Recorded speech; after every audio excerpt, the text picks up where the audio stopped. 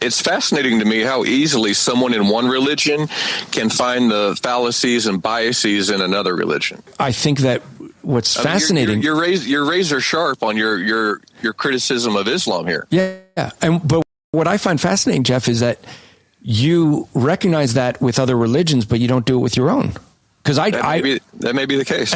I'm just saying, and there's that confirmation bias coming up again. This is Apologetics Live. To answer your questions, your host from Striving for Eternity Ministries, Andrew Rappaport.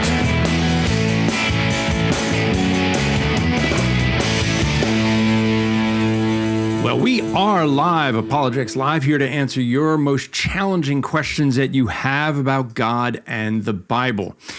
I am Andrew Rappaport, your host, the Executive Director of Striving for Eternity, and that this is a ministry of Striving for Eternity.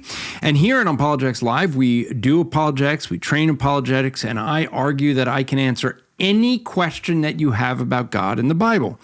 If you doubt that, you just go to apologeticslive.com, scroll down to a duck icon, join and participate there, and then you can ask me a really, really tough question, and I'll go, I don't know. Because I don't know is a perfectly good answer. Just remember that. So we have tonight, I think, a special guest. We'll see if he thinks he's a special guest.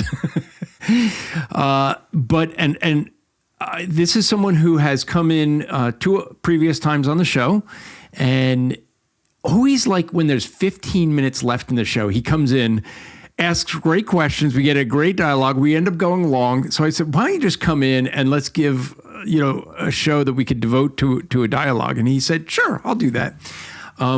So let me introduce, and I'm gonna have him correct me if I say his name is wrong, his last name, but Landon Pontius, I think is how it's pronounced. We'll see. He's going to correct me, but I only knew him of coming in on the shows in the past, having some questions, and I think both times, based on the questions, I actually assumed he was a Christian, and then we discovered no, maybe not, because I don't have the best memory, and I didn't remember. It had been a long time between the two times he came in, and so I had to look him up and do a little bit. So this is what I've looked up and about him. So Landon is a former Christian who deconverted from a deeply embedded evangelical upbringing.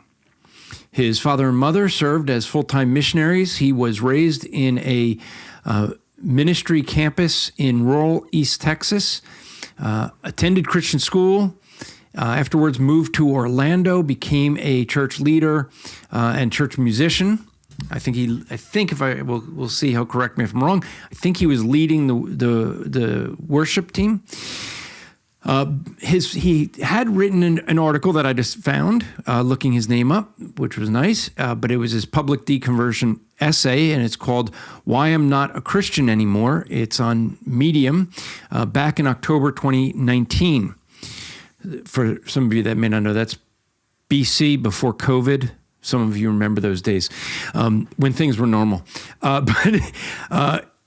He... one of the things that I learned when he was on the show is that his deconversion, as it's called, wasn't driven by some trauma. Usually, I've always said that when I get someone who is against the gospel, they've had some trauma, some event that had happened in their past that drove them away. Landon didn't have that we know of from his testimony in his article and in what he came on the last two times he was on the show. He had a podcast that he co-hosted called the Meaning of the Middle podcast. And so what we end up seeing is that I think, as I put in the description, let me just actually read some of what I put in the description of Landon, because this was my view of him.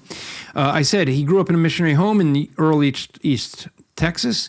He played music in church, attended every summer camp, became a worship leader in Orlando, and fully invested himself in the Christian faith that he loved. He walked away. Landon Pontius is the kind of deconvert most apologists are not used to engaging. He's articulate, kind, he's not bitter, And he openly stated here on this show previous times that he would almost prefer to believe in Christianity, but he wasn't convinced by it. And so I found both times he was on a very engaging discussion. It wasn't, as I think you're going to see, not someone who is, we're not going to have a battle, I don't think. I think it'll be a good exchange of ideas. And so one of the things I always do when I have someone on the show who is of an opposite view of my own, for the audience to know, is that I will here, because this is my show, allow my guests to explain what they believe. And I think that some people think that sometimes that that's wrong to do, because then you're letting him, evangelize, if you want to say, my audience. The reality is if Landon says something that I'm like, I want to address, I could do it a whole show on addressing that, right? But the purpose of this, and this is good in apologetics, is to get to know the person you're speaking to, get to know what they believe, so you're not dealing with straw man arguments. If you want to argue about something that they don't hold to, you're talking past each other. You may feel emboldened in that way because, oh, look, I can demolish him. Well, you could claim it that way, but the reality is that you have to be able to make the points that connect with the person you're actually speaking to. So let me bring Landon in. Landon, welcome to the show. Hey, thanks. Good to be here. Nice to see you. Anything I say that was wrong there? Last name is pronounced Pontius. Pontius, okay. It's a famously, all through high school and all, even as an adult, it's often butchered. So spelled the same as Pontius Pilate, but not pronounced Pontius because of that, but happens to be a different pronunciation. So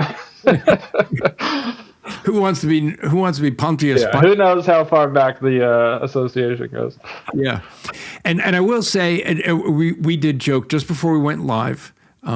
We did a quick test, and there was a slight delay because I see him speaking, and then I hear it. So I joked and said, if I cut you off, it's not because I meant to. And he goes, yeah, likely excuse. He's given himself an out, so everyone just keep an eye on him. Yeah, yeah. So I want to be able to. I had read the your essay that you had. Found that it's the neat thing of the internet. I actually said to you, I said, okay, are you the guy that did this podcast? Yeah, I don't know how the best. Yeah. I didn't know how common the name was. And you were like, yeah. I'm like, okay, then maybe this article's from you. So I sent Not him. a common name. I'm pretty easy to find on the internet. Yeah. Yeah. Well, okay, let me ask this. Did you ever call into James White's program? I don't think so. Okay, because there was someone that when I did a search, that came up. So, interesting. So I was like, but that person sounded like a believer. So I was like, I didn't know if maybe you called when you were younger and then you deconverted. I was like, I don't know. It could be the same person. Seems unlikely, but who knows? So let's first talk, if we can, just so folks can get a little bit of the background of you. You explain your upbringing, I kind of gave a thumbnail, but as much as you want of your upbringing and what brought you to your what may call deconversion. Yeah, sure. I'll try not to retread too much of what you said. I think you gave a pretty good summary. I was going to college, living in Orlando, and was involved in church, like you said, quite happily. And I just kind of started, I think, a natural process of sort of digging into my faith and asking different questions. And part of it was maybe just the age I was, moving away from home and still surrounded by Christians, but maybe found some like diversity in beliefs that I hadn't been exposed to as much in Texas. And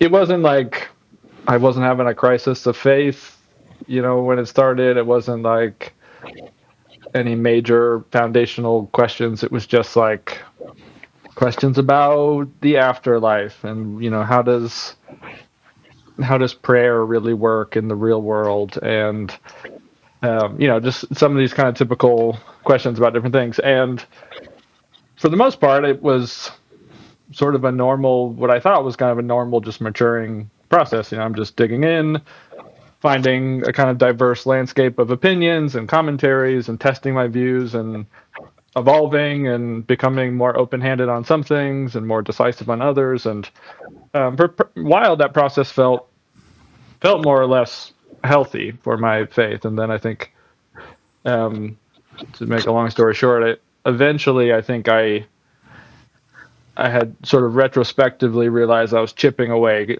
a lot of pieces and holding a lot of things pretty open-handedly and lightly, to the point that I got to a certain point where it's like, I don't really know how many of these pieces are really holding together anymore. And eventually kind of came to that, I guess, not resolution, but that conclusion that, at least at the time, I wasn't a Christian anymore. So yeah, kind of like you said, maybe an unusual story.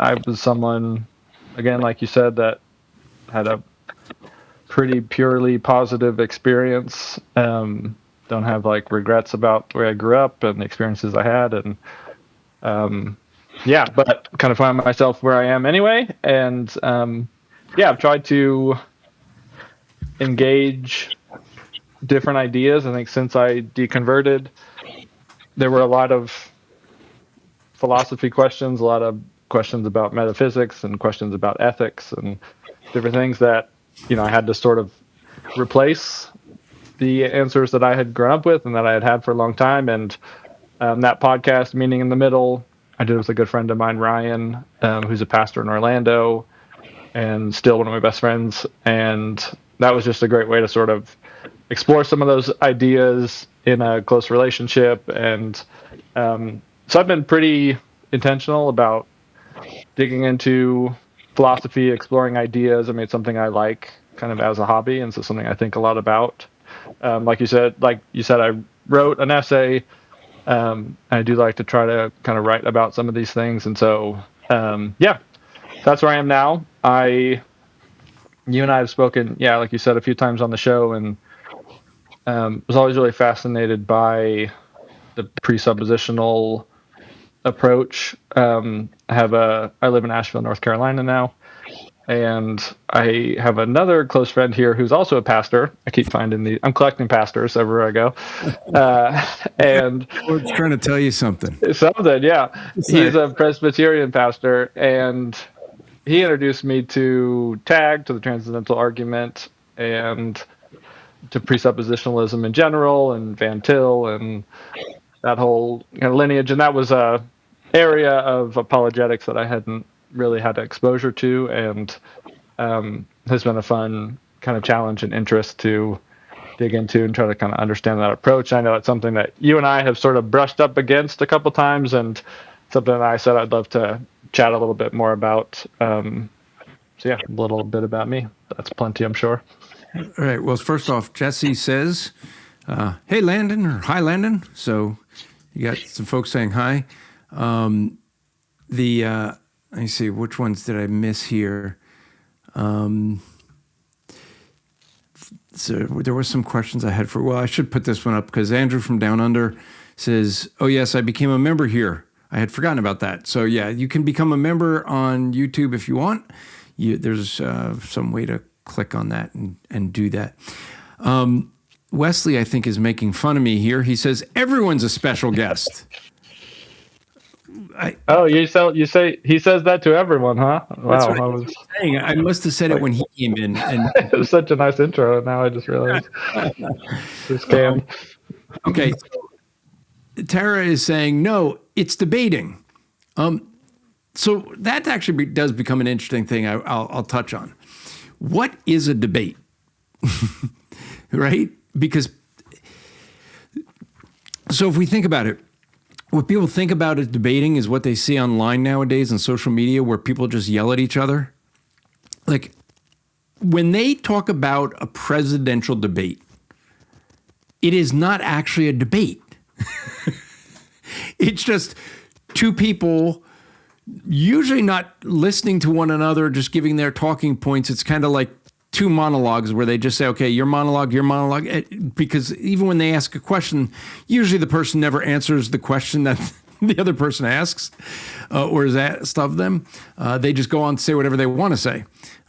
But a debate is in one sense where two people are disagreeing and giving argumentation. And arguments are not bad. We make arguments all the time, but we think of arguing as a bad thing. Now that we can have a disagreement, as we're going to do today, in an informal way. It's an informal debate. That's different than formal debates. And we've had those on this show as well, where it's timed, there's rules. I wish that presidential debates and political debates would be done that way. I personally think it would be better to get like a Lincoln Douglas debate where they get up there for 3 hours and ask each other questions rather than, some media folks just going, well, we think these will be easy questions for the guy we like, and this will be hard for the guy we don't, right? So that's what, when we think of a debate, it's like, well, what is the debate? And I think what we have to recognize is a debate can be formal or informal. This is going to be an informal one. Just because we do disagree, I think we both acknowledge that. We'll both bring out our own arguments for our own side. So in that sense, yeah, it would be. So Jesse is asking the question of you. This is the one I was looking for. And he says, I'm wondering if he ever truly understands the gospel. So that's a good question to ask you. As you grew up, what was your understanding of the Christian gospel? I think I took what would be a somewhat standard evangelical view, that Jesus died for our sins and that it's through belief in him and relationship with God that we are able to overcome the wages of sin and the fallen nature of the world and hopefully gain eternal life out of it. Probably nothing too controversial in my upbringing that you can find a Christian to disagree with any piece of theology. I think this is a question I get often. It's a bit of that no true Scotsman thing that seems to come around where it's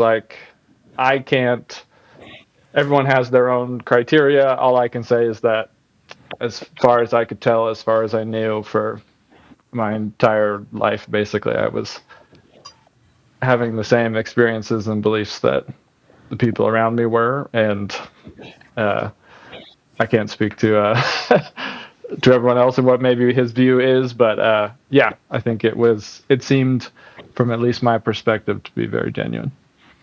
So the one thing with the no true Scotsman fallacy, for folks who don't know what that is, right? Because we always try to educate here. Sure. The way I actually got the name was I think it was haggis or something, but there was someone in Scotland said, no Scotsman would eat haggis or wouldn't eat haggis, something like that. And someone goes, well, there's Harry over there. He's eating haggis. Well, no true Scotsman would eat haggis. And so it got the name, but it's the idea of saying that if you don't hold to something, you're not truly, air quotes, of that element, whatever that is. So in this case, a Scotsman.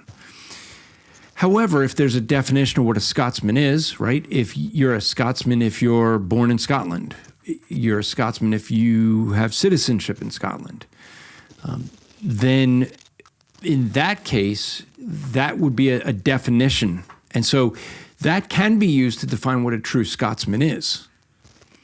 In Scotland, if you own land, you're a noble. So technically, I own a small piece of land in Scotland, and I'm a noble in Scotland. That doesn't make me a Scottish. I'm not a true Scotsman, but in Scottish, I'm a true noble. So, when we're in this case, if I was to say, well, if you don't believe in baptism by immersion, you're not a true Christian. Right. That's not the definition of what Christianity is. But we would see that Christianity, the definition of a Christian is one who, puts their faith in Christ, right? And like an ultimate faith. I would say their ultimate faith is in God and His Word. And I think you'd agree, we talked about this in the past, but I think you'd agree that your ultimate authority wasn't in God's Word ultimately, because if it was, you wouldn't have reasoned your way out of it, right? Sure, it maybe was, and then until it wasn't. I think I said this in the past too. It's not particularly interesting to me to adjudicate my sort of previous faith, because I think the point of this is that I'm not a Christian anymore, and we can sort of talk about those things. I think, I don't have any like strong feelings on what people think about what I did or didn't think back then, And it is hard, you have experiences, everyone does, and that's really what a lot of times we base things off of, right? Sure. But experience isn't always the best judge of truth, because, well, in college I saw a guy do mushrooms, and what he was experiencing definitely wasn't true, as he saw pink elephants coming out of the wall. Mm. And he wanted to convince me, like, I should see it too. Yeah, dude, whatever. When you sober up, I'm going to have a lot of fun making fun of you. But so experience isn't always the best element to look for truth. But you said you specifically want to talk about the tag argument and presuppositionalism. And so the transcendental, is what TAG stands for. It's a transcendental argument for God. Now, for folks that may not know the history, TAG, and we're just going to say it because it's a lot shorter. Yep. TAG was actually, as I understand it, was an argument that was developed by a Muslim. And so I don't typically use that argument because it's an argument just for a God in general, not specifically the Christian God, but it could. I mean, it points to God. That the idea of it points to God being there. So, why don't you, if you don't mind, explain, because you're the one that wanted this topic. So, explain your understanding of the tag argument, and then why you think it's a good or bad argument. Sure. So my understanding of tag, and so I guess we can sort of lump that together maybe with some presuppositional apologetics, though maybe we could say tag is a specific argument or style of argument within a presuppositional sort of theology or view. Presuppositionalism and tag differentiates itself from evidential apologetics, which typically has to do with, like, what is the evidence, right? Like looking at talking about cosmology, or talking about intelligent design, or any of those kind of look in the world. We're debating science. We're talking about these different things. Presuppositional apologetics wants to go all the way back sort of to what's called the preconditions for intelligibility, and say, before we even get to a reasoned argument, how do we justify the foundation that we're standing on? How do we, if you follow your causal chain all the way back, sort of how do you justify knowledge? How do you justify moral authority? How do you justify the laws of logic? And the claim essentially is that God, I've heard it typically argued for the Christian God personally, but the assertion is only the Christian God, or only God, at least in the broad sense, can satisfy the criteria that those questions sort of demand, and that other worldviews outside of that, atheism, naturalism being one of them, ultimately collapses in on itself, or it can't justify its own foundations for epistemology and metaphysics and these things. I don't know if that aligns with your your view or understanding of it, but I'd like to know if that generally fits. Generally, for when we look at presuppositionalism, yeah, I mean, the idea is, and the reason I say, like, I don't like the tag argument is it's not pointing to the God of the Bible, it's just pointing to a being. And so, but my argument, I have two presuppositions. God exists, he has spoken, right? Those are two things you can't prove, because if it's an ultimate, like an axiom, you have to accept it without proof, but yet you wouldn't be able to come to any other conclusion without it being true. So the example I would use in the Bible, actually in my reading today, Psalm 14, it starts off by saying, the fool says in his heart there is no God. How does that work out? I think what it is that you and I both have an ability to reason, but where did that ability come from? If the ability to reason requires God, right, then that is the proof, that is a proof of God's existence, right? Because you can't make sense of anything without an ability to reason. So you have to get to the question of, well, how do you have that ability, right? It's got to come from, well, reason is not a material thing. It's an immaterial thing. That leaves my view. You may disagree. It's universal. Everyone has an ability to reason at different levels. You may reason better than I do, but we both have that ability. It's also something that, with tag, they would talk about, intangibles, right? And so it's something we can't kind of touch and feel, but yet it's there. So it needs a source that's from that. Like, it couldn't just come from chemical reactions, would be the argument.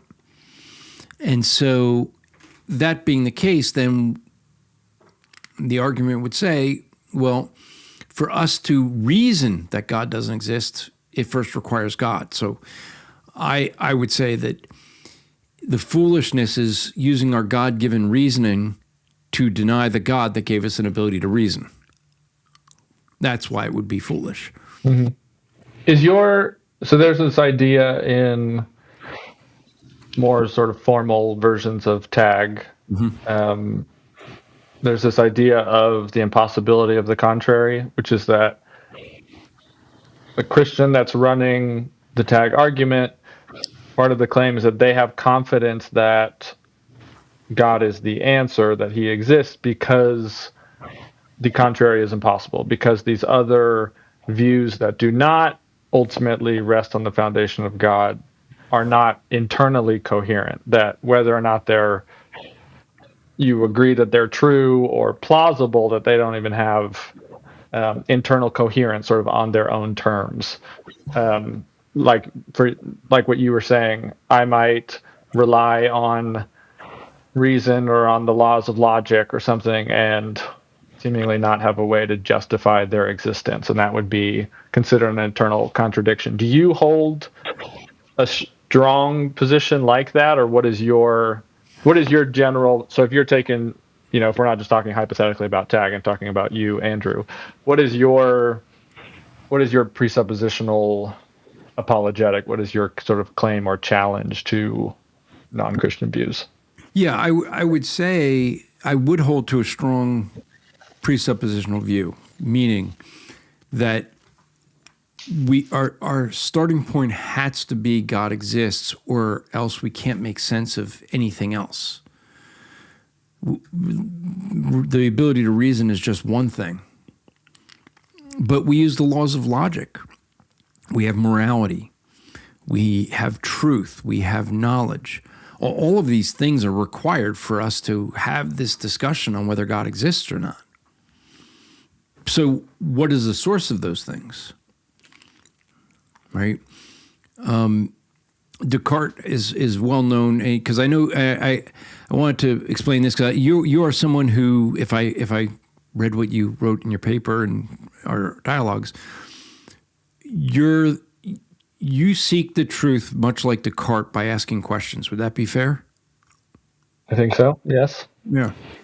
And Descartes' whole thing was it is kind of funny because a lot of people don't understand when you actually look at the history of his statement that, I am that, oh shoot, I just said it before and I forgot it now. I think therefore I am. I think therefore I am. I hate this getting old stuff,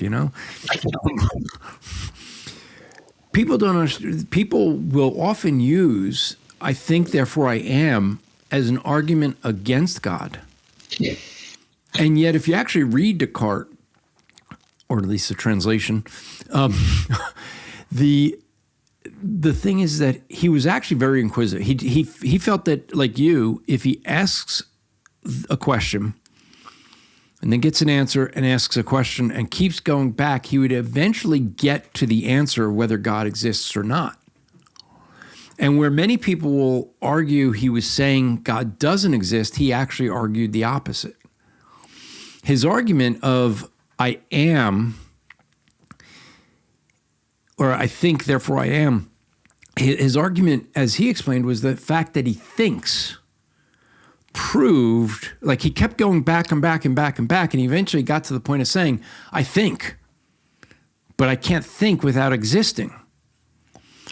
So his argument was the fact that he thinks proves his existence, which then proves God. So it was something where it actually ends up supporting the sort of a presuppositional argument that he had very early on, before people were arguing that way. I mean, that's why I think the tag argument caught on because, and I forget the Muslim's name who came up with it, but it was long before, Van Til, who you mentioned, and folks, anyone that wants to read Van Til, God bless you. You really, I mean, no, I'm not, I'm just being serious. I mean, Van Til, you have to have a good understanding of philosophy to read Van Til. I think that's why a lot of people like Bonson, because Bonson really simplified Van Til's work. And so there's plenty of other things now. If you really want to get some good stuff on, presuppositionalism, you could read stuff from Jason Lyle. Very good. Makes the arguments very easy to understand. So that'd be one. But I'm going long, and I asked, and this is supposed to be you explaining your view. So, but does that help explain my view a bit? Yeah, I think so. I just want to make sure, like you said before, that we're not arguing against hypotheticals of the other person's view or stereotypes. So just knowing, if your position is that it's impossible, it's logically impossible for other worldviews to be coherent and account for those things. Something along that line of a sort of strong, what we're looking for, the criteria is logical possibility, which is that it does not have an internal contradiction, more or less. Just wanted to know if that was, Yeah, well, I would say... I guess, so maybe, sorry, just to tighten that a little bit. What I want to understand is the criteria that would, in theory or in principle, satisfy the challenge of tag. So if you say, it's Christianity the only one that can, meet this burden of the preconditions of intelligibility, sort of what do I have to do or demonstrate to potentially refute that? Yeah. And so just to tighten up what I was saying, I guess a bit, the thing is I'm saying that you could deny God and try to come up with a way of explaining our ability to reason and truth, knowledge, these things, but you wouldn't be doing it from a a logically founded way, because you step into absurdity when you're denying the very source of where things come from. So if I was to say, I'm trying to think of something. I'm thinking specifically of the way we're speaking right now, right? If I was to say there are no sound waves, but those sound waves are required for you to hear my voice, it's absurd. And so that would be the thing that I would say. I just want to throw this up here. Jesse, I appreciate it. I forgot when I was thinking of different people. So Jesse says, read Bonson, Jason Lyle, or watch Cy Ten Bruggencate. So I should have. I'm not a Bruggencate fan, but well, someone that I is a personal friend. So just for the record, and his that's not a judgment on him as a person. No. He is, his style, just his personality. He's kind of just terse, and so it comes off as rude sometimes, I think. And he's really a nice guy, but when he's, having an argument, even in a good way, he's short and quick, and it just comes off, I think, different than, because I've seen, but I understand what you're kind of saying, but he does break down the argument in an easy to understand way, and so I always laugh when people will say that I'm copying Cy, and I'm like, you do realize I've been teaching Presup longer than Cy believed in it. He was an evidentialist for a long time, so it was like, but yeah, I mean, I started with Presup in 1991 or 92. So is when I started understanding it and arguing, and then by 94 teaching it. So, and I think Cy started believing it in 2000s. So, just for the record, because I've been accused, it's funny.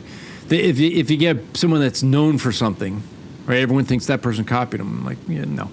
I learned it from my professor in seminary who did his PhD in presuppositional apologetics. So, I believe you.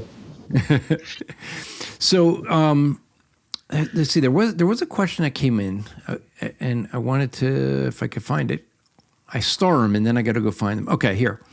So Jesse was asking this question. This does get a little bit to the pre-sub view. Jesse's asking, what is Landon's ultimate authority to determine what's absolutely true or false, good or evil? And the reason I think this is good to highlight is this is sort of the argument of presuppositionalism, right? What's your ultimate authority, which is where we were talking earlier, right? If you think about it, and I know I didn't start it, but someone in the chat had mentioned it, is the passage in 1 John 2:19 where it says they went out from among us because they were never of us. They went out to expose they were not of us, right? So if you claimed you're a Christian, you walked away from the faith according to the Bible, at least, and I understand may want to disagree with it, but according to the Bible, it says people walk out because they were never a Christian. They thought they were, but they never were, right? And really what that comes down to is ultimate authority. So in your view, and I'm going to ask this a twofold.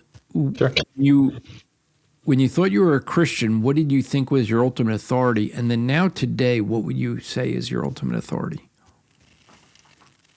Do you mind if I just jump to the second one? Oh, sure. If you want to, yeah. I just think we're going to get stuck in the mud on the questions that don't ultimately apply really to us right now. So, ultimate authority in relation to truth, is that the question? It was true. I guess truth. Sort of said true and good, evil, so sort of a morality, truth question. Yeah. I think I would sort of shift that a little bit and say it's tricky because, like everything in philosophy, the devil's in the definitions. It sort of depends what's sort of loaded in ultimate authority.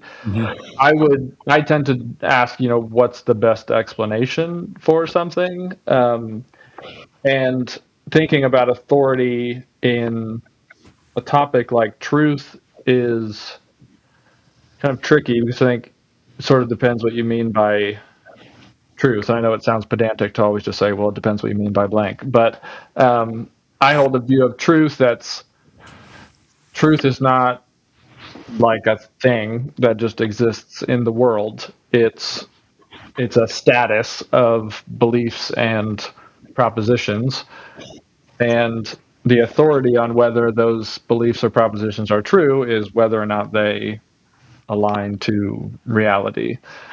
I can make a claim about what's on top of this table that I'm sitting in front of, and depending on what I claim and what is actually here, that statement will be true or won't be true. And so when it comes to that question of authority, I think sometimes, and I don't want to put words in Jesse's mouth, but I think sometimes that authority question sort of smuggles in the theism view, which is like, it sort of asserts there is supposed to be something that counts as quote unquote authority. I guess I'll just say that it's not me. I'm not the one deciding what is or isn't on the table in front of me. I think it's more about this fittedness between the world outside of ourselves and how well our claims or beliefs align with that, which I think would be a correspondence view of truth. So how, in your understanding, how would we understand what reality is? I mean, I gave the example earlier of someone in college I knew that he truly believed, and even the next day when I talked to him, he truly believed there were pink elephants coming out of the wall and going to chase him. You have people, I mean, I've been in New York City enough times. There's people in New York that are just, they believe wacky things. I mean, sure. I've had people tell me that they're Jesus Christ. I always find that there's someone great, I had one person who claimed he was Julius Caesar. Okay, why do you think that? Me being me, I jokingly said, "Can I see your back? I want to see if you got the stab marks." But, right? No one's. I'm a garbage man, They always are someone great, right? But you have people that have delusions, and in their mind, they think something that's not actual reality. Sure. Yeah, I think I'd say that it's less about what's the foolproof equation, and that sort of understanding reality is more of an ongoing process of iteration, I guess, which is like even what you're saying, start with recognizing fallibility, right? We have plenty of biases and blind spots and limitations, and then we have these tools of reason and ways to try to circumvent those biases and blind spots, and ways to test these perceptions we have, whether they're pink elephants or whatever, with other people. Are other people seeing the pink elephants?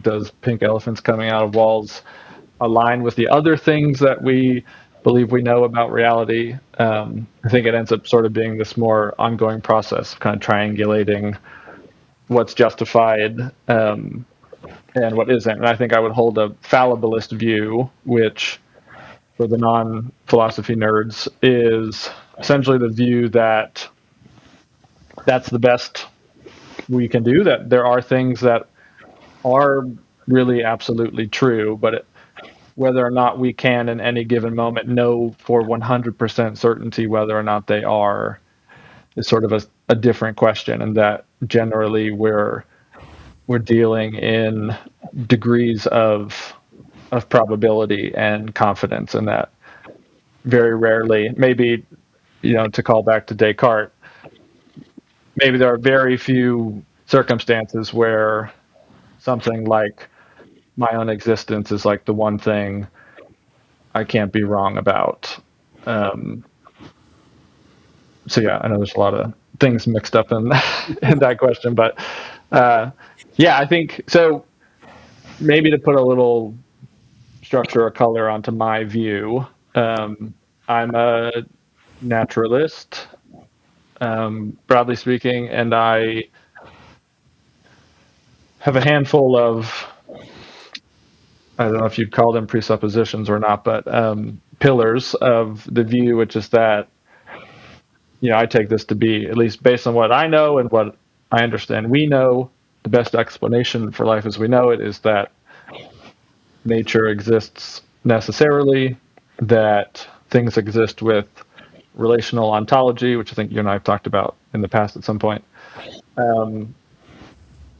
Nature is innately consistent and uniform, which is that things exist coherently by necessity, and that nature is multidimensional. So multidimensional in that case is, I'm a naturalist, but I am not a sort of reductive physicalist. So those general sort of challenges about logic being immaterial or moral truth being immaterial, how do you account for that? I would say the natural world includes material things, immaterial things. It includes time. It includes consciousness. It includes things we may call universals. And that, so I have a sort of rich dimensional view of what the natural world comprises. And I think with that sort of general backdrop, logic, morality, knowledge, these things can be made sense of. Whether or not I'm right, I can't say for certain, but as far as I can tell, it at least is coherent or possible logically. Yeah, and so I know that's a lot of things to say, but you can just pick one if you want. I want to pick up on coherence, because here's the thing with coherence is everyone will make they'll make a way to make their argument coherent. Now, you're familiar with the Bible, I think, enough to get this, but I remember I got together with this guy contacted the ministry, knowing he heard that I'm from a Jewish background. So, and he lived in New Jersey and wanted to get together, and he was going to try and convert me back to Judaism. And his argument was that only the rabbis have the answers to the difficult questions of the Bible. And I said, okay, what would be something that only the rabbis have an answer to? Right. So this is what he gave me. And I'm just going to tell you the thinking that he has. I think even with your background, you're going to see the problems. But but he said, well, see, you have David, who is, they say David's a man after God's own heart. And so the argument is that David couldn't have sinned. This is actually what Muslims believe as well. Right? So as a man after God's own heart, he couldn't have sinned. And you say, well, how did he then have an adulterous relationship with Bathsheba? And he said, well, the rabbis have the answer. The fact they argue that before going to war, you would have men give a written a letter of divorce to their wife, so that if they don't return, they can go and remarry, because the wife doesn't have means of providing for herself without a husband. And so it was a way of saying, if I don't come home after the battle, you can go get married. But what Uriah did was give a permanent writ of divorce. And that's why when he was asked to come back, that when David had the affair with her, the reason that he asked for Uriah to come back was so that Uriah would not sleep with his wife, because he couldn't, because he divorced her. And he was proving to everybody that he was divorced.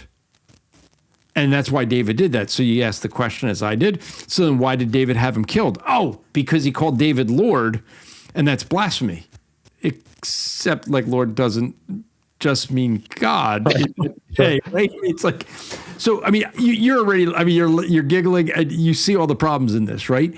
But in his mind, that was coherent. and it was something only the rabbis could come and can have an answer to. And I explained to him, I said, well, yeah, of course the rabbis are the only ones with the answer because they created the problem, right? They started with the presupposition that David couldn't have sinned when David admits to sinning. He even has Nathan tell him he sinned on that very incident with Bathsheba. Mm-hmm. He acknowledges it and writes a psalm about it, and calling it sin. The easier answer is to say David sinned, right? So Sure. In Jason Lyle's book, The Ultimate Proof of Creation, he talks about life-saving devices, and that's what the coherence is. Every group, and you could charge me with the same thing, right? You could charge me and say, well, you're doing the same thing, Andrew. You're trying to come up with a life-saving device for your system. That could be valid. And so the question is it truly a life-saving device, or is it truly true? I don't mean to reiterate the word, but so when we look at it, we get back. This is where I come back, and this is why I'm presuppositional. We have to come back to these things that we're arguing, right? That we're making a case for, thinking for if you're going to go with Descartes, right?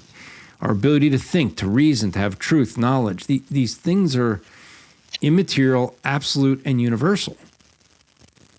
And so if there is no God, if we're just chemical reactions, then we have to explain how these immaterial things come about by chemical reactions. Well, God not existing doesn't mean it's just chemical reactions. I was starting there. Sure. Right. Because we had this discussion. You don't hold to that. Well, better yet, I'll let you answer where I was going to go second. Why don't you explain to folks what your view is? Because we had this dialogue last time, right? And you hold to a different view that I was going to go to next. So, which part of my view do you want me to talk about? Where we could get these immaterial things without God. So it might be helpful to pick an immaterial thing. So maybe you say like laws of logic or something. Yeah, that's exactly the one I was going to go with. So this is a difference partly in ontology, which is sort of the nature of being, trying to keep the non-philosophy nerds with us. You're doing that, and I usually doing that for folks, but you can't explain it simply, you don't understand it, right? That's right. So my view, and this isn't to dodge, I just want to be clear, I'm not dodging that question, but sometimes it's something like the laws of logic gets reified, which means it gets treated like an object. And so the question is sort of like, how is that object held and sustained when there are other views? And my ontological view would be that, kind of like I said, nature exists, things exist coherently by necessity, right? We can't imagine things that are contradictory that exist. We can't, we've never experienced things that are contradictory, right? It seems that the nature of existence is coherent in that logical sense. And in my view, the laws of logic are simply descriptions of that state of affairs. So it's not, so you could say the laws of logic are universal in the sense that they apply universally to existence because everything exists coherently in that logical sense. But it's not a normative force on nature, meaning it's not something you can hypothetically say, well, if we didn't have the laws of logic, what's holding the laws of logic there? What's forcing the laws of logic to make all of nature and all of reality behave coherently? That's not what my view is. My view is that it's part of the innate nature of what it means to exist is to have this logical coherence. And so when we refer to the laws of logic, the laws themselves, the descriptions are just us describing that reality, if that makes sense. But that reality is true not because we perceive them, but because they're true, right? Sure. But if you took all of the humans away, or all of the living creatures, however far you want to go, out of the universe, there would be no laws of logic. But the state of affairs that the laws of logic currently describe when the humans are here would be the same. So it wouldn't change reality. It wouldn't change the universe. It wouldn't change the sun and the planets and any of that stuff. That description wouldn't be there anymore. And so when you're talking about what makes the laws of logic universal and absolute, and there's a little bit of like nuance there, I guess I would say that I account for the laws of logic, but in a somewhat different way. Yeah, and I'm going to take a tangent for the audience for a moment, because, folks, this is the thing I want you to notice, because what Landon is saying here is different than most people who deny God. I would say 90% of the people that I would talk to about laws of logic would say the laws of logic are the product of the human mind, which then they get into a dilemma because we all agree there was a time before humans, right? Some think billions of years, I think thousands of years, but we all accept that there was a time before human beings were on the earth. And so for most people that deny God, I just say, okay, so before there were human beings, could the universe have existed and not existed in the same way at the same time?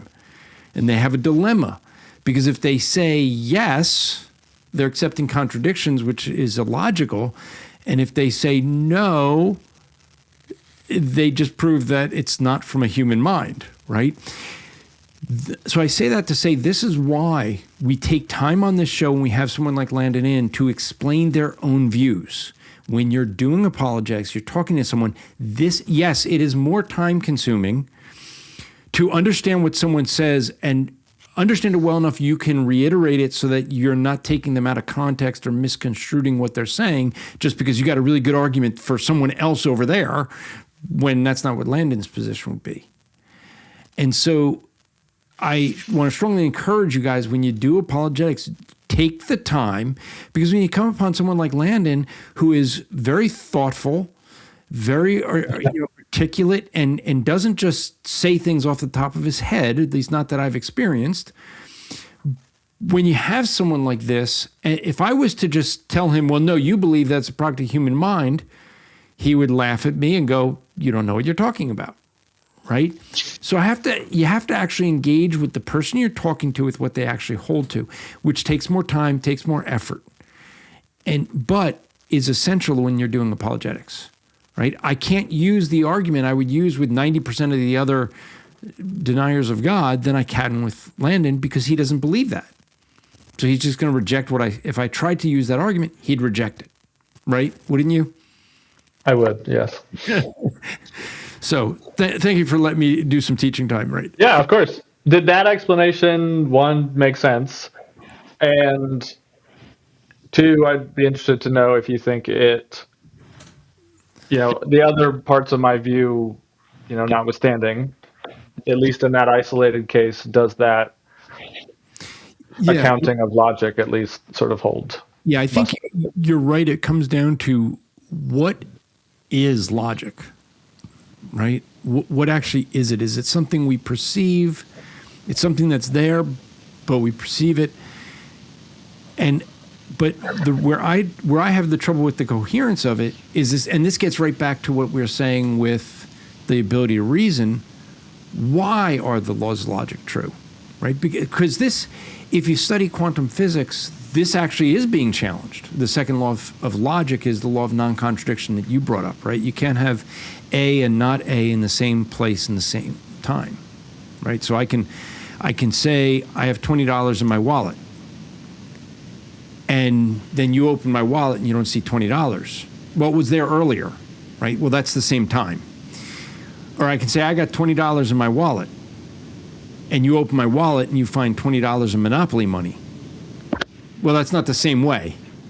Well, I think the logical contradiction would actually be not whether or not what you said is true, but if you claim that it's true and not true.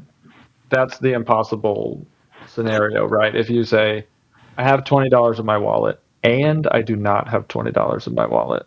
And that is what that's a state of affairs that cannot maintain because it's self-defeating, right? Those sort of cancel each other out. We don't have a truth value. And that's what they do in quantum physics. This is why Einstein had such an issue with quantum physics. He threw it out based on this very logical argument, because they would say that the quantum is there and not there at the same time in the same way. And that's illogical. Now, my argument would be it's not in the same there and not there in the same time, same way. It's that we don't have the technology yet to really understand what's going on at the quantum level. Yeah, I'd say the same. I think we'd both probably agree that it doesn't, whatever you think of superposition and some of those quantum mechanics phenomena, I think it's more nuanced than that. It is both. It's more about a wave, right? It's a probability. It occupies a probability space, and that's a very interesting topic. But I think, at least if we're sort of trying to stay focused on logic, I don't think it undermines. Yeah, so I get back to what's the source of it? Like what either created logic, or why is logic, these laws of logic, necessary? And from my point of view, I'm going to say they're necessary because God is logical, right? So it all comes from God. Sorry to jump in. Yep. For the record, he cut me off. I'm just saying. That was a delay. It was just a delay.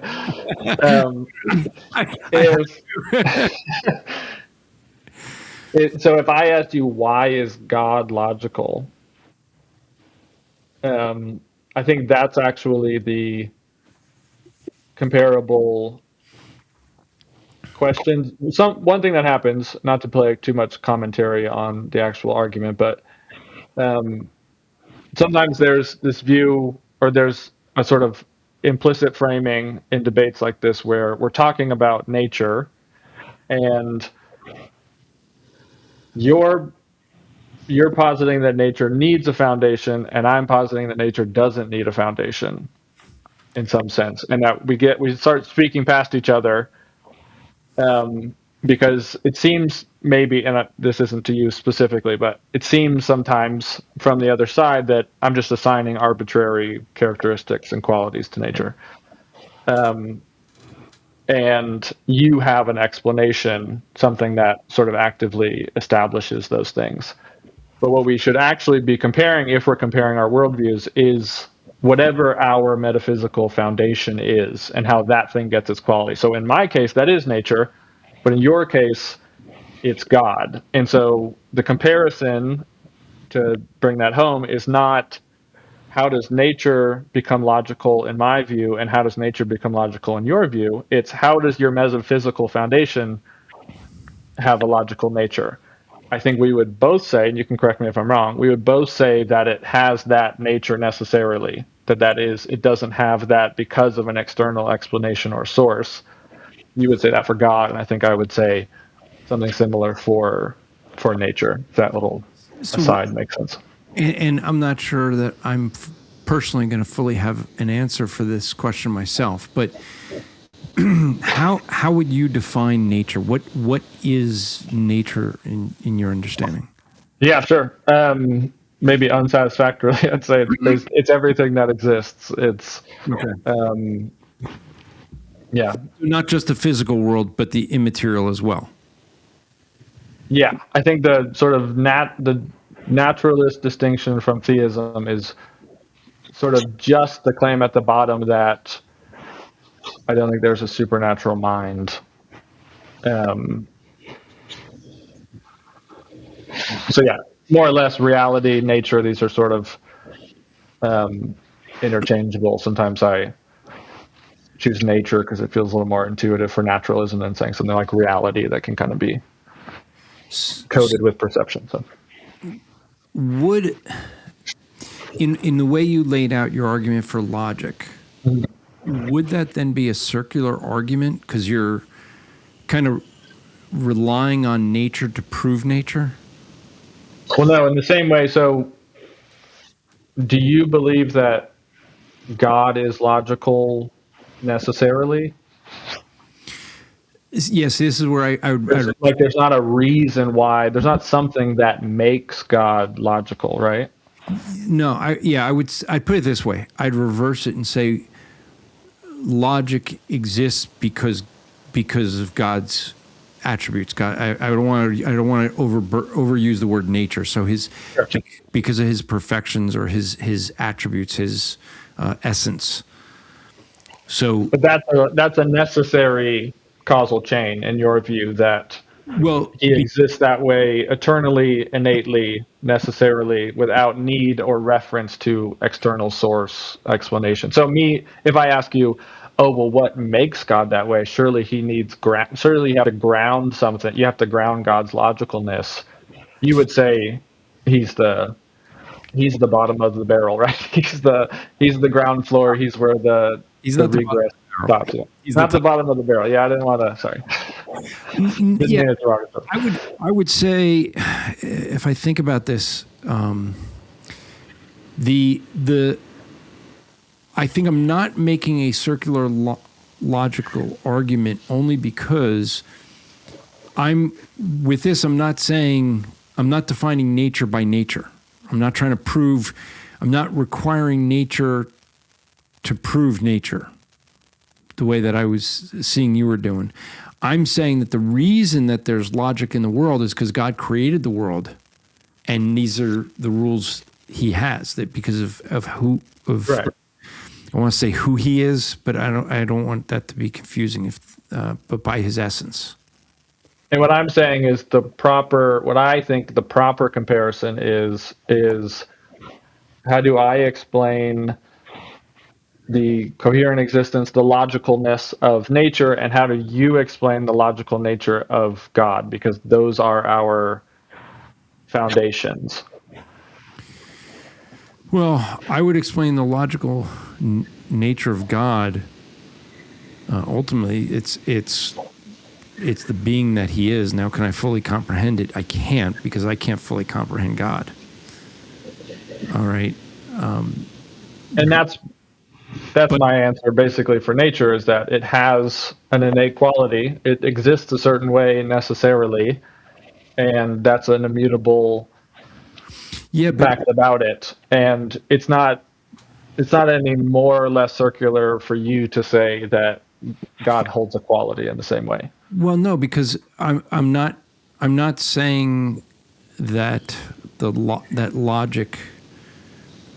I'm not trying to prove logic by logic's existence, right? I'm going to an external source, being that there's logic in the world because of the creator who created the world. Right, but you're saying there's logic in your worldview because your metaphysical foundation has the necessary qualities innately and necessarily, sort of without external explanation. And I'm just pausing to think through what you're saying, because I want to make sure I'm understanding it. Yeah, sure. And because I sense, just in my opinion, that we're talking past each other, and I don't want that. Well, what if we did this? Maybe, and you can tell me if this helps. If we just take the specific label off, so we take God off of your label and we take nature off of mine, and we just say, I say, hey, my metaphysical foundation, which doesn't have a label, my anonymous metaphysical foundation is logical, and my explanation for that is that it has that attribute innately and necessarily.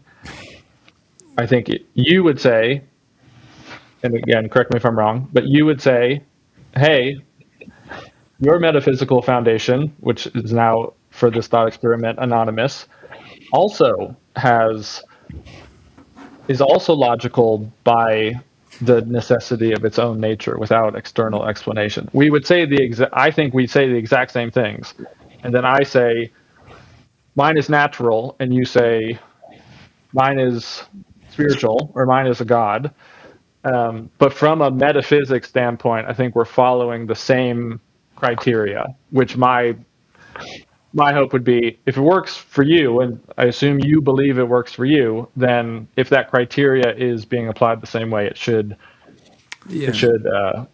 whether or not I'm right, it should at least have parity with your explanation. I'm going to use an example that may not be a good one. I'm just saying that right up front. But this is what I was trying to think earlier. So I have I have a daughter, right? Now, I'm not wanting to get into politics or arguments, but the idea of what is a woman, right? Is my daughter a woman because she identifies as a woman? Or is she a woman because she has the DNA from her mother and I that mixed and produced the genetics that give her the chromosomes for a woman, right? Now, I'm doing it this way to say, because this is how I'm seeing the argument. Someone who says, well, I'm a woman because I identify as a woman, can just as easily say I identify as a man.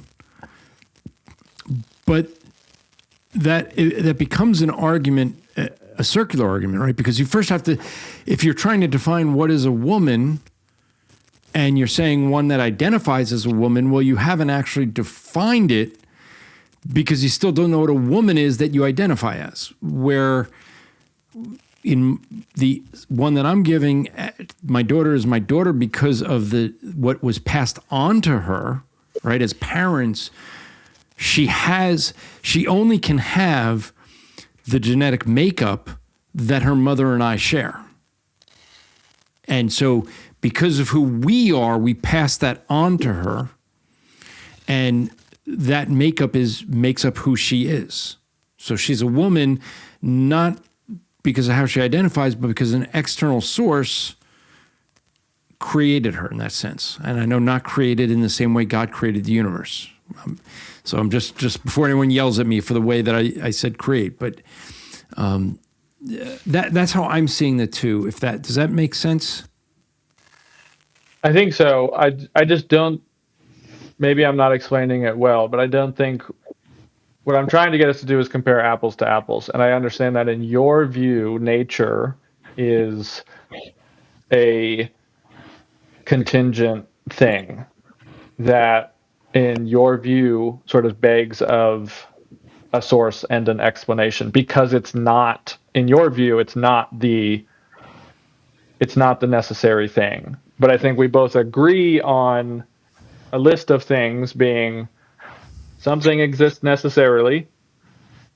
It has a particular nature. It has particular, maybe I know that the word nature is going to get confusing. It has particular characteristics innately and necessarily, right? And those innate characteristics are expressed through the universe as we know it. You would put God at the top of your list. I would put nature at the top of my list. And I'm saying from a metaphysics standpoint, those are the same. I realize we're not explaining but the nature in the same way, but we are explaining, because what we're trying to do, I think, is compare foundations. Yeah, that's important. What we're not doing is comparing, or what I think we shouldn't be doing is comparing how each of us explain the universe first. What we're trying to explain is what's the foundation and how do you explain that thing. And I think for you, that's God. And for me, it's nature. And I think we have the exact same explanation.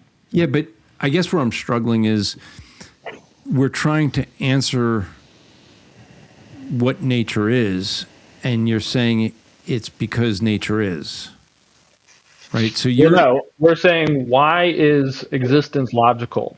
You're saying because my metaphysical foundation is logical. And I'm saying, because my metaphysical foundation is logical, that's why existence in the universe is logical.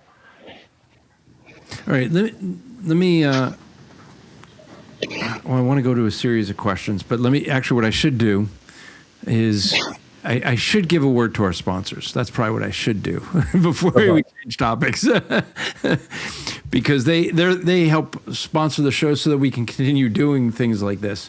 The first and one of our longest running sponsors is MyPillow, which I encourage you to get their products, especially their pillows and their mattress topper. If you struggle with sleep, I have this little watch that tells me every morning how well I slept, which I enjoy and my bride does not. Why? Because my number is usually in the 90s and her number's usually in the 60s.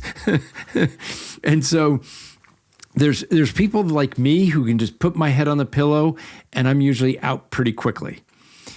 But I don't sleep very long, where my bride has a hard time going to bed, or falling asleep, I should say, and then maybe staying asleep. She could sleep for a long time, unlike me. But one of the things that helped me actually get more sleep, when I started getting on MyPillow, it did help my sleep. That's why I ended up loving them, because I'm the type that I get up after about 3 hours. I just don't. I put my head back down on a pillow. I don't fall asleep. I started going back to sleep. The mattress topper is what made a big difference for me, though. When I got that 3-inch mattress topper, it really helped me to get comfortable and be able to get up in the middle of the night, go to the bathroom, come back, and go right back out, which again drives my wife nuts. But the MyPillows, I think their products are amazing, and the thing I'm learning as I've gotten older is the importance of sleep. When I was younger, everyone used to joke because I would say I can sleep when I'm dead. Well, the reality is the lack of sleep for so many years, well, that kind of encouraged the death thing. It has had a big impact on health as I've gotten older. So if you're younger, the importance of sleep, really important. And so what I suggest if you do struggle, consider checking out some of the products. Go to mypillow.com, use the promo code SFE. Not only does it get you the discounts with them, but it lets them know you heard about them here so they continue to sponsor us. One of the things I also do, as well, because I'm nuts, is I'm very into biohacking now, and I do my cold plunges every morning. Now, I have an expensive cold plunge. I got it from Plunge. And so you can go to strivingforeternity.org/plunge. They also have saunas. I have a sauna. I don't have a sauna from Plunge Company, but I have their cold plunge. But they have both saunas and plunges. Now theirs are good quality, especially their plunges are really good quality, and their saunas are good quality, but they're expensive. And so a lot of the people in my audience really wanted to get into cold plunging or doing the saunas. The advantages of heat therapy and cold therapy are different. I could do a whole show on what those advantages are. But I wanted to come up with a good solution that's a little bit more inexpensive for folks that can't afford that. And therefore, I worked out with Pod Company. Pod Company, and if you want, just go to strivingforeternity.org/pod. So same thing, strivingforeternity.org, and it's either going to be /plunge or /pod. But Pod Company has cold plunges. They have saunas. They're much more inexpensive, but still good, decent products. I have their sauna. It's a small sauna that is just a little bit. It's big enough that you could put a chair in there and you can sit in there, and that's about as big as one person. Has a nice clear door so that if you're like me, kind of hard to sit there for 30 minutes and do nothing. So I put a TV outside. I have a headset, a Bluetooth headset that I could, or speaker that I put inside because it can handle the heat, and I can sit there. It gets up to 180 degrees, the one that I have, and it does that within about 10, 15 minutes. So the advantage of that is it doesn't take long to get up to temperature, and then you can sit there. You really, if at 180 degrees, Actually, anything about 175 to 185, you want to be in there for 5 days a week for about 20 minutes. And so that's what I do to get the benefits of that. So if you want, go to strivingfraternity.org/either plunge or pod, so you get your choice of which ones to do. And those are some of the companies that sponsor us. Lastly is our Bible software. Very important to have good Bible software. Maybe if Landon had gotten this Logos Bible software when he was younger. If only. If that was the thing, if he had good Bible software, he would be on the show, teaching us apologetics. I'd be hosting this thing. Yeah, but I do. Logos is the software I use. I think it's great. It is easy to find things quickly, and now with some of the things they have with AI incorporated in, doing fuzzy searches, it becomes easy. Where you can say things like, you're trying to search where Jesus spoke of doves, and it can find that. Give you all the Bible verses. So, logos.com/SFE. That's logos.com/SFE. That is how you can get a discount there. And keep in mind, Logos is known as being super expensive. It's a lot cheaper now because they've gone to more of a subscription base. So if you have not gone into that and don't have it, then that may be a way to go, is to do their subscription base. So with that, Landon, let me ask the question, because I don't know what your answer would be. I kind of have an inkling, but you mentioned the creation of the universe. Well, I'm going to ask the broad question first, but how do you think the universe came into existence? Short answer, I have no idea. Slightly more nuanced answer. I think the natural world, so when I say something like nature or reality, I think that holds some possibility of sort of nature existing outside of our local universe, I guess is the clearer way to say that. I want to make sure I understand what you just said, though. Nature, that nature exists outside of our local universe. So I want to make sure I understand how you're talking universe. Is that universe you see? Yeah, the word universe of nature? I try to use the distinction of local universe. I think there's different ways people use universe. I think if we just mean everything that exists, that kind of universe, then I would say it's always existed. If we mean how is our particular space in the cosmos, like if we're talking about the Big Bang, where did all of the energy in the Big Bang come from? That I don't know. And I don't hold the assumption that when that expanded and created the universe as we know it, that is and always was the totality of everything that exists. So there's ways people will talk about a multiverse or Big Bang, Big Crunch. I mean, there's 100 models, ways that in theory are possible. So yeah, I'd say something like that. Well, yeah, 100 models because you need a life-saving device, right? So if one fails, you got to create another. And I don't want to overlay my own thinking on yours, so I'm going to ask this question just as a clarifying question. Sure. Universe, the way I'm hearing it, it sounds like you're saying, okay, the universe, in your view of the natural world, there's a universe which is, it sounds like you're saying the physical world, and then there's a universe that's local universe, and then there's this nature that could include immaterial things. Would that be right or totally? I say all of nature. I think immaterial things are a part of nature, so I don't necessarily think that has to be a. But are those specific part of universe? Is I guess my question. Are they what? Part of the universe, like yes. I guess all I'm saying is that I don't assume that the universe as we know it is all of nature.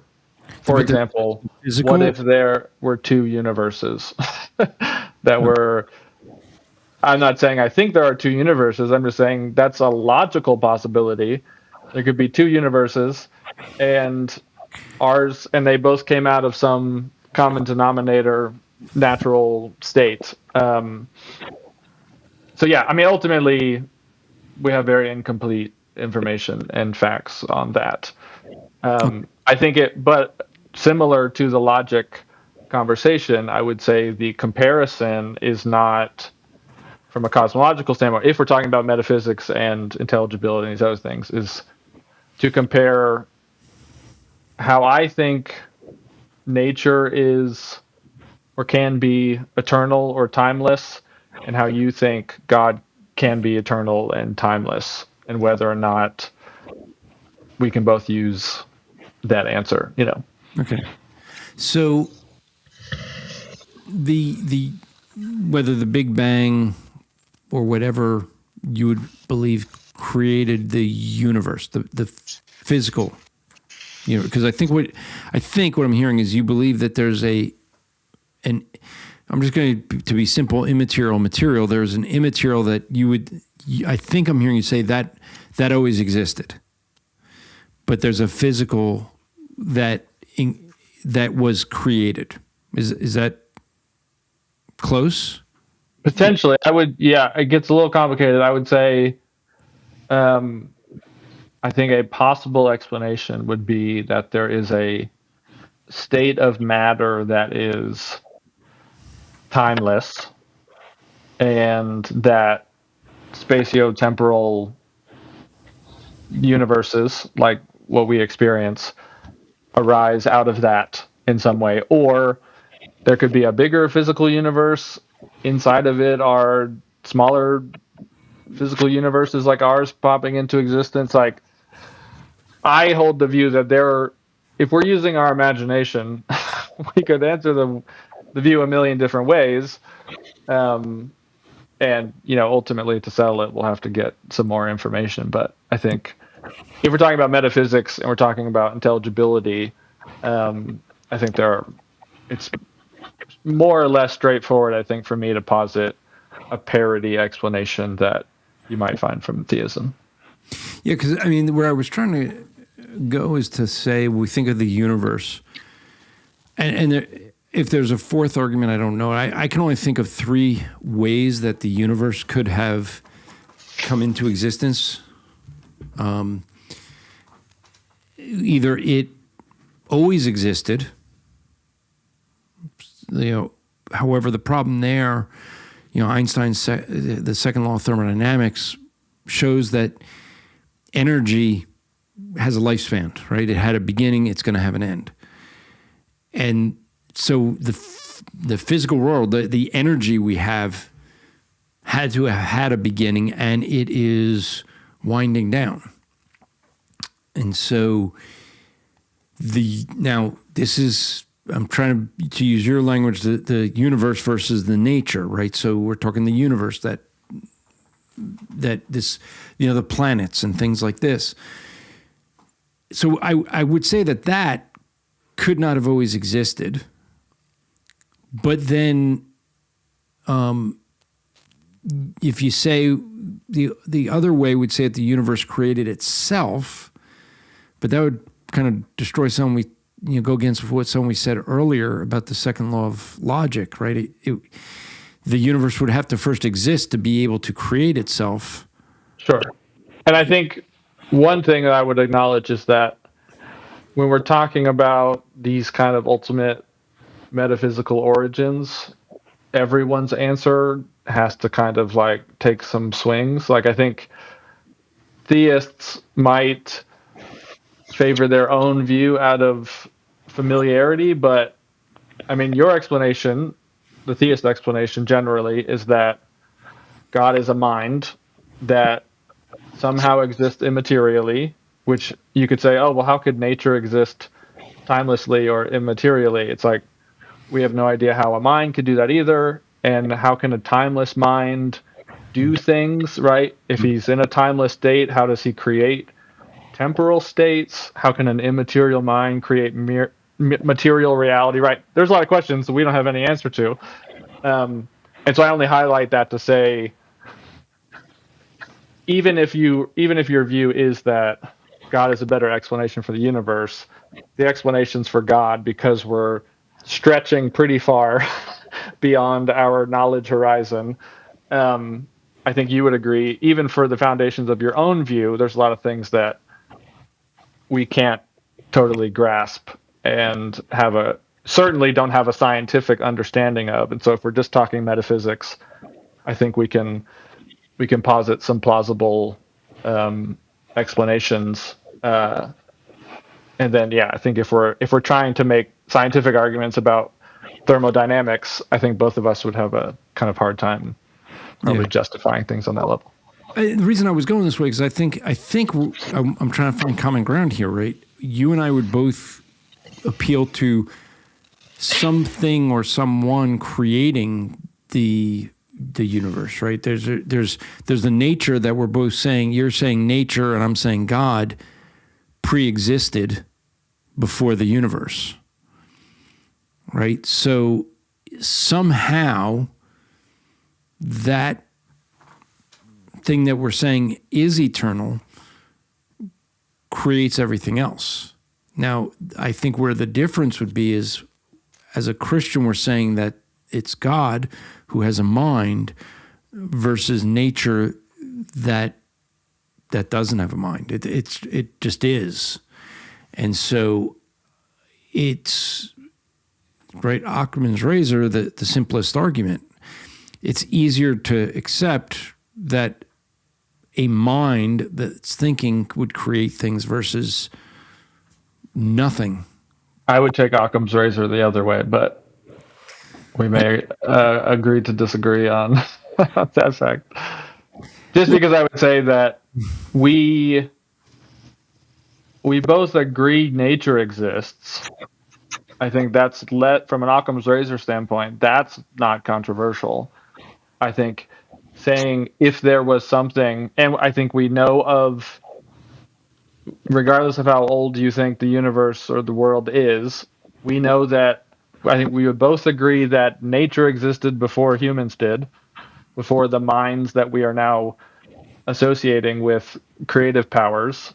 So as far as we know from a direct, scientific standpoint, stuff came first in at least our lineage. Whether you think God stepped in and then created minds, whatever, even in that story, nature was there. You would say, oh, well, God was the mind at the beginning, but like Earth is older than humanity.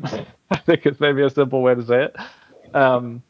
And so positing an eternal nature, I think, is more parsimonious, meaning simpler from an Occam's razor standpoint. It makes fewer assumptions. It multiplies entities less, meaning it posits less things that need further explanation.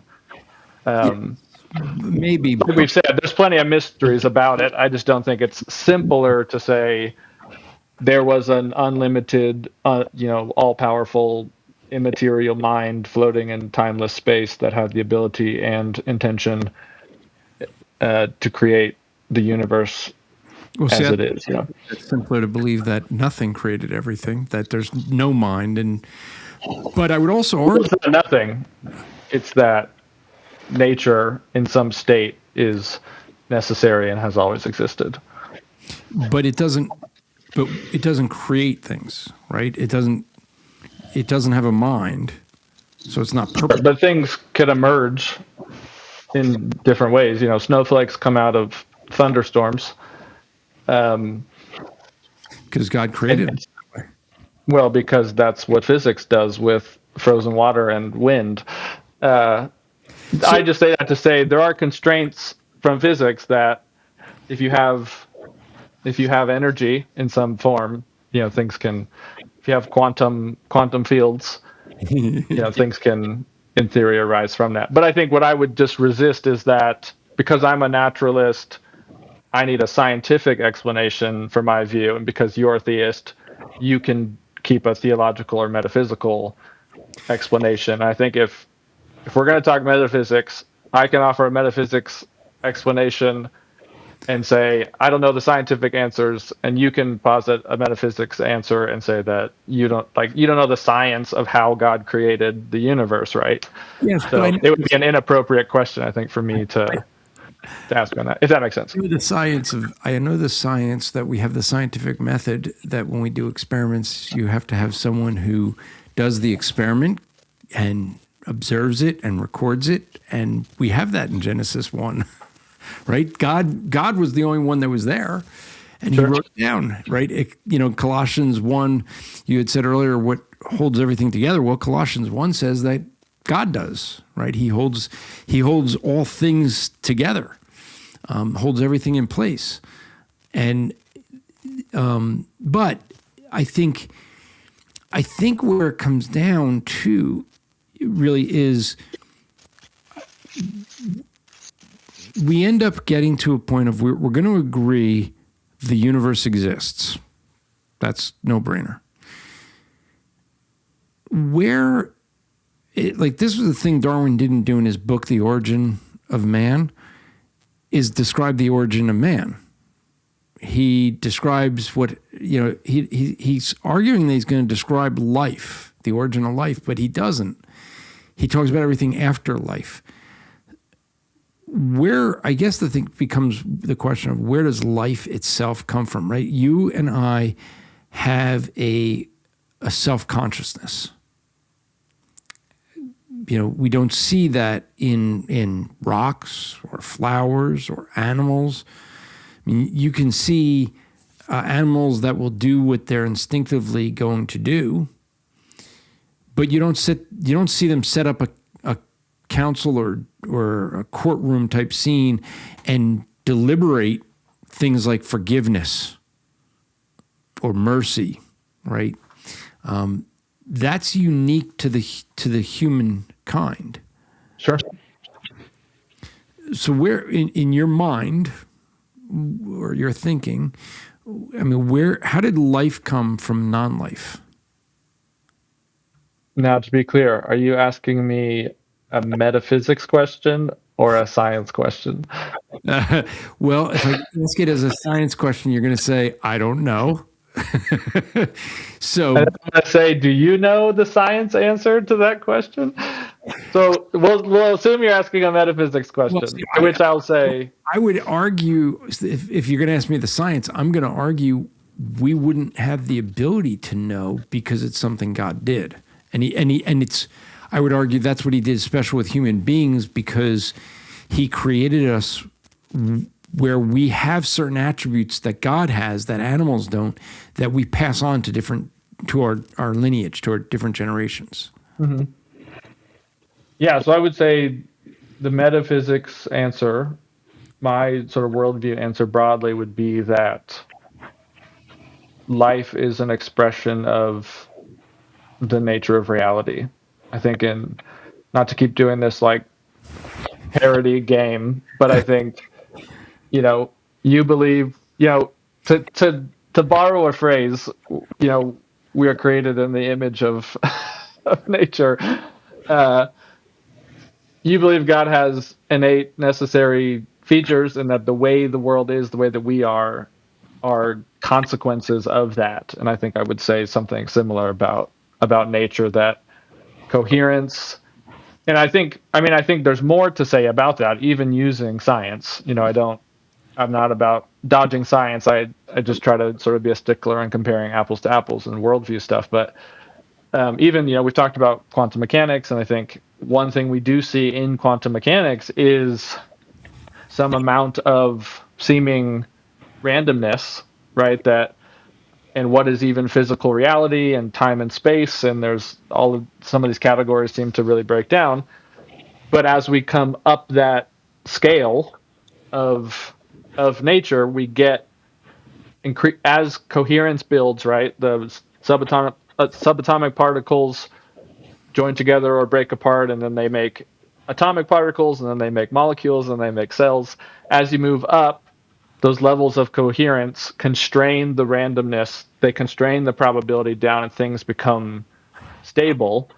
And I think ultimately that recursive coherence can build up until you get solar systems and ecosystems and ultimately humans, and you would say, oh, well, if it's all random at the bottom, how does a coherent picture emerge? And I would say, like, the table this computer is sitting on, at its base layer, if we go down to quantum mechanics, is chaotic on some definition, right? It's hard to predict.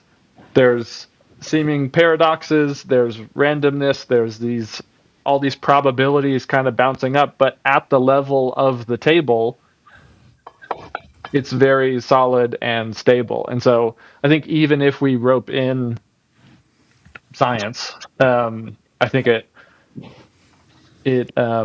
supports at least a possible picture. And again, I'm not here to even argue that all of these explanations are better than your explanations. I think my assertion or my challenge against presuppositionalism would be there are not any more internal contradictions or impossibilities in my view than there are in theism. So it could be totally wrong, but it's not impossible, which I think is a low bar that naturalism can clear. Well, except ultimately, I think you're going to disagree with this, so I'm just saying that up front, but probably will.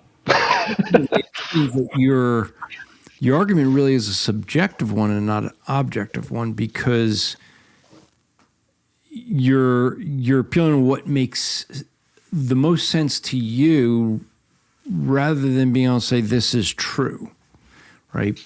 Because I think the issue is it becomes hard to say what's true because you need an objective, universal, absolute standard for that then. You need an objective reference. But how can you I don't think that's the same thing as being a standard. Well, but if it's just a reference, how can we get a reference without it being subjective? How do we Well, it's not subjective, it's just fallible. But well, that's even worse then. Because then we can't trust the reference. The question is it impossible? Not is it worse? Well, no, the question is what's true. Well, sure, but your claim, if just to keep us in some presuppositional category, is that other explanations are not possible, that they're not logically coherent. So I think they might. You can make when we get into logic, you can have something that's coherent, right? You can have and still be a bad argument or an invalid argument. Which is fine. And if that's the view you take, I much prefer it. If you say, hey, your view is possible, I just don't think it's true. Many of the tag proponents or presuppositional people I've talked to would consider that a huge win on my side because they hold a very firm line that accounting for these things is logically impossible, actually impossible for other views outside of the Christian worldview. Yeah, and that's the reason I harp on that. And if that's not your view, then I won't hold you to it. Yeah, no, I'll recommend if folks want, if they go to the Striving Fraternity YouTube channel, we have an 8-week class on, I'm trying to remember what the title of it is. It sounded like apologetics and debate, I think is what it was, but it was a class I taught for another group. And basically I taught the first 4 classes are on hermeneutics, the second 4 are on logic. And when I go through logic, we talk about the difference of you can have an argument that can be logically sound and yet still invalid. So it's still illogical. It's still not a good argument. So logic itself, there's 2 components to it, is the point, right? You have soundness and coherence, but then within that, and coherence is where, soundness is where you have a definitive, right? This piece of paper is white or black, and if those are the only 2 colors in the world, you could say that, but if could be blue, right? That's an absolute because there's a finite number of possibilities. So but coherence would be something where you're now working maybe off of percentages. And so when you're looking at coherence,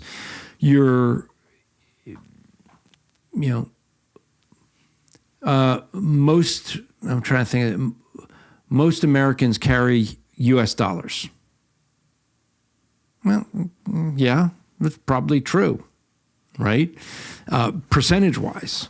But it's not going to be true for everyone, right? But if I say every American carries only U.S. dollars, now I go into a different. Now I'm into soundness. So there's two components to logical arguments, and so I can concede that you can construct an argument that is logically coherent, but still not sound. Well, I'm happy to hear you say that, because I've been told many times I cannot do that. So at least on this show, I have cleared that bar. Well, or at least canon principle. Yeah. Well, I mean, the thing being is, I would say, like in this, you can construct something where logically it fits the definitions for logic, for that, but it's not sound because the standard is depending on, like, what I'm seeing is like your argument for nature is depending on nature. So it becomes circular. That then becomes a problem, right? So my whole thing is going to be, you need the basis. You need a standard for logic to be true, right? I would argue you don't have that. You would argue you do, right? I would argue I have it in the same way you have it, which is a more specific claim. But I think one thing falls to this dichotomy. Just if I could speak back to your point about that being subjective, there seems to be this dichotomy often put forward that it's either a quote unquote absolute authority. From my view on the outside, I think sometimes theists have a bit of an obsession with this idea of like ultimate authority and absolute standards, because that's how their worldview works from the top down in that sense. The dichotomy is not, it's either an ultimate absolute quote unquote authority, active authority, something imposing or sustaining or grounding whatever thing it is we're talking about, or it's quote unquote subjective, or it's like totally up to me, I just make it up, it's just about my opinions. Those are definitely not the only two possibilities. I think there are plenty of things in my worldview. There are states of affairs. There are things that are true that are not up to me. I'm not you can see in the comments a lot of those, like, by whose standard? By what's whatever. Those are not gotcha questions. Like, even in something like ethics, like I believe there are things like objective moral judgments that are not just about, it doesn't appeal to an ultimate authority like a god, but it isn't up to an individual's, current momentary preferences or opinions. And so I only say that to say I think there is some third way in some of these topics that tends to be a bit more nuanced, but doesn't have to sort of fall on this, like, I think I'm God or you think God is God kind of thing. Well, and I'm going to try and in the last 10 minutes, because I wanted to give the last 15 minutes to this, but last 10 minutes are going to change gears. But I'll just say this is the reason I think we appeal to an absolute truth and universal truth is because if we're saying it's true, it has to be for everyone everywhere and never change. And that's why it has to be, what's the ultimate truth? What's the ultimate authority for truth becomes the question. But I want to appeal to your conscience, right? Because we can talk in the philosophical realm, and what can happen is we could just go round and round as I think you've done with many people, because you got a lot of pastors in your life. I'm getting it from all sides. Yeah. And maybe I'll come down your way and you'll have another pastor in your life, Sure. But do you? Let me just put it in this way. Do you think that whether you believe in heaven or hell or not, do you think that you'd be a good enough person to go to heaven? Oh, I have no idea. Depends how you define the criteria. Okay, so let me define it. Have you ever told a lie?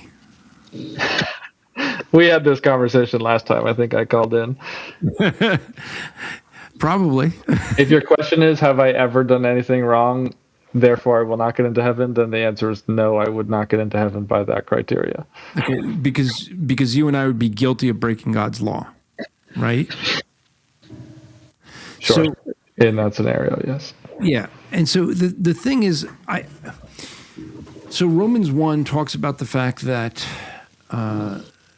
people, they know God exists because he's given them ample evidence, but what they do is they suppress that truth in unrighteousness. And my concern for you, Landon, I mean, great conversation we've had, and I enjoyed it. I learned some things. I hope you did too. We could sit over a cup of coffee and probably talk for another 6 hours, right? And we can enjoy it. My greatest concern for you, though, and I think you understand where I'm coming from when I say this, my greatest concern is where you spend eternity.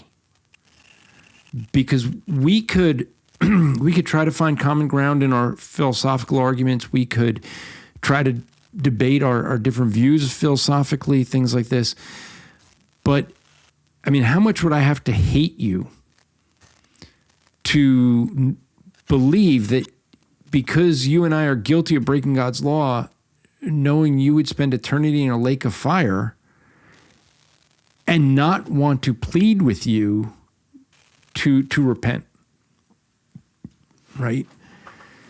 And so the reason I go to the Ten Commandments to define really what it means to be a criminal in God's sight is because it helps us to understand that you and I, if we look at the Ten Commandments, I'll speak for myself, but you could decide if you've broken any of the commandments, right?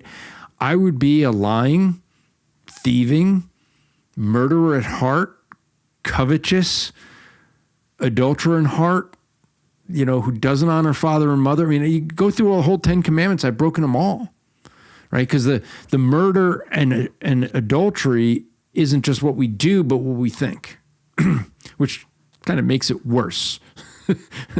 Because we act a lot better than what goes on in our minds usually, or always, because there's times we think things and we don't carry it out. And so what I want to appeal to is the fact that if you're one of the 180,000 people that are going to die today and you faced God and you know that by his standard you would be guilty, and you know that according to the Bible, that guilt would carry an eternal consequence of the lake of fire as an eternal punishment because you knew who God was, but you suppressed that. Do you have a concern for that? Do you have a concern that you could face God as judge? Not really, no. Why not? There's a lot of reasons. I guess the simple one would be I just genuinely do not think there's a good reason to think that's the case. If it were the case, hypothetically, I think I would argue it's like sort of a tough, it's hard in my mind to call the God who oversees that system good, because again, I can only speak for myself. I understand the Bible says whatever the Bible says about certain things, and you can choose to take those as absolute, quote unquote, absolute truths.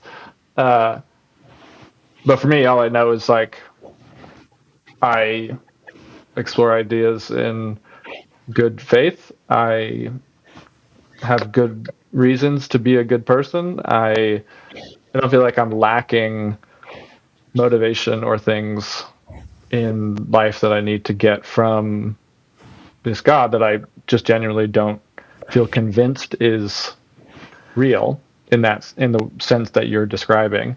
And so if it turns out that I'm just genuinely mistaken about that, I don't know how to hypothetically say what I should be concerned about. All I can say is, as far as I know, I'm just genuinely unconvinced that that is the case. And it's not it's not because I think I'm an amazing, perfect person. It's none of that. Like, I know in your view, it might be a pride thing on some level or some suppressed knowledge thing or something. I get that, like, groups have those dogmas, but yeah, all I can say is I'm not worried about it because I just actually genuinely, I don't feel resistant to it, and I just don't think it's true. And if it was, I don't know what I would be able to do about that. Well, so it doesn't seem I can choose to be convinced that that's the case. It is true, but what you do about it is you have to repent, which is the idea of turning in your thinking. Stop trusting yourself, whether you're good works or thinking you're not saying you think you're a good person, but in your case, you're thinking you don't need a savior, right? Because you don't think there is a savior, and so, because ultimately, God gave us a conscience so we know the difference between right and wrong, so that we would know that we are accountable to Him. Because there wouldn't be, if your worldview is right, there wouldn't be a wrong. There wouldn't be a difference of good and evil, because things just are. No, I have a comprehensive account of ethics that includes objective moral judgments, personally, and I think a lot of quote-unquote atheists do. That's sort of back to that. I don't think the actual dichotomy is ultimate authority or everything goes kind of thing. That's it. I'm just speaking for myself. That's not my view. My view does account for those things. Yeah, but again, if there's not a objective absolute standard, then it would just be subjective. Well, there are standards, but there's not an absolute authority in the way that I think the theist implies. Yeah. And so, my greatest concern for you, Landon, is really comes down to where you spend eternity. Like I said, we could sit and go back and forth, but and I know that last time you were on, and his name just escaped me. George. I wanted to say Ben, and I knew that was wrong. George was appealing to you to, as he would kind of say, like, try Jesus. And I would say you did do that, but you didn't really, right? Says you. And I wonder how much that's tainting kind of your thinking. Is that, I wonder if you kind of, and I don't know because I don't know your heart, but, and I'm not asking for an answer on this, but I wonder how much you just feel that you tried Jesus, that you believe, you honestly think that you believed and you were a Christian when you were younger, and therefore you're saying, I had that experience and it didn't work. And therefore you're looking for other answers to life, the universe, and everything, if anyone gets that reference. If you don't get that reference, then, go hitchhike to the end of the galaxy. Oh, wait, you didn't get that reference either. Go look up Douglas Adams and you'll see his books. Right, but ultimately that becomes the thing. I wonder if you're, because you think you were once a Christian, that you are trying to find some other answers.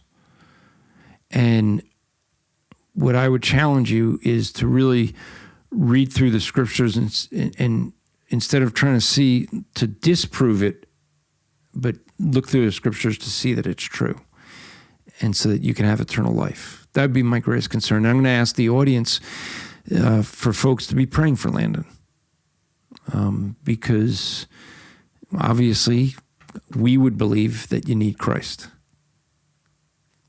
So, yeah, I appreciate that. I know that comes from a good place, and I appreciate that sentiment. Yeah, I was just going to say, I assume we're closing here. If anyone, I know there's been a lot of comments going. I'm more than happy. I just want to say to anyone in the comments, I'm more than happy to have these conversations. If I've said things that you think are absolutely insane and you would like to say that to me directly or ask me a question or whatever, YouTube is probably the best place. Just in the comments on this video on YouTube, I'm happy to chat with people. I know there's like questions here about morals and objective standards and this and that. If anyone's actually interested, I would love to have conversations. So feel free to just drop a comment, or I'll drop a comment under the video and people can say hi. I'm an open invitation. well, there you go. So hopefully some folks will take you up on that. And, you know, if I'm coming through your way, we'll grab a cup of coffee and talk for 6 hours or so. Please do. It's a wonderful place. Yeah. So let me just say I do want to put up one comment from way earlier because it's going to come into play here. Wesley says, this is when we talked about if you were the guy that was talking with James White. He said, I've only ever watched formal debate with from people like James White and a few other apologists. I can't tell the presidential stuff 100%, not a debate. It's a shouting match. Well, Wesley, I believe that there is another person you've watched other than James White do a debate, and that would be on this channel twice, and that person would be your father. Just saying. But I bring that up for this reason. Next week there will be no show because it is my anniversary. Happy anniversary. Thank you. My 25-year-old bride and I will be celebrating our 32nd wedding anniversary. If you guys have a problem with that math, you're either not married or very dumb. You must not know the ultimate standard. That's right. In this case, the wife is not 25, okay? However, so no show next week because I'm going to take my bride out for our anniversary. But on the 21st of May, Wesley has a debate. Now, it was one that was planned before, but his opponent had to change. Wesley and his fellow debater, they are both high school students. But Wesley, the debate is going to be on capital punishment. And so basically these are two young men that are looking to hone their skills as debaters. And so they picked a topic and wanted to do a formal debate. And that's one of the things we do here on the show. And so on the 21st, I encourage you guys to come in, maybe invite some friends, because what'll be helpful is to go through and be able to get some questions from you in the audience for them. Because, yes, these guys are friends, and I don't know if they're going to talk through their arguments ahead of time or not and maybe well-versed on their arguments.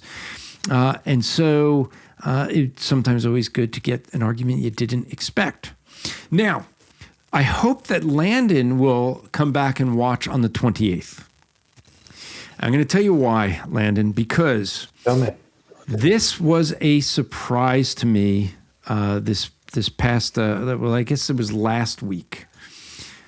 For folks who remember, I was in Dallas and I did a debate with an atheist, Bill Cluck. And Bill is a professing atheist who does a book club with a Christian friend of his, and it's the Atheist Christian Book Club. He leads it as the atheist, and Bill and his friend James is the Christian. And if you go back on these shows, you see that I had both of them on at one point. And, you may have remembered that toward the end, Bill got up and walked out. And, his girlfriend said that was very unusual for him, although he did say he was doing it for dramatics. However, Bill informed me that he's a theist. He has converted. He did it about 10 months ago, and he did it on Eric Hoven's program. Eric had him on. Eric has had him on before, and he announced that he was a theist, which becomes an interesting thing for his Atheist Christian Book Club because they need a different atheist now. But he's going to come on and explain the arguments that convinced him, someone who grew up kind of like Landon here. He grew up in a Christian home, walked away from the faith.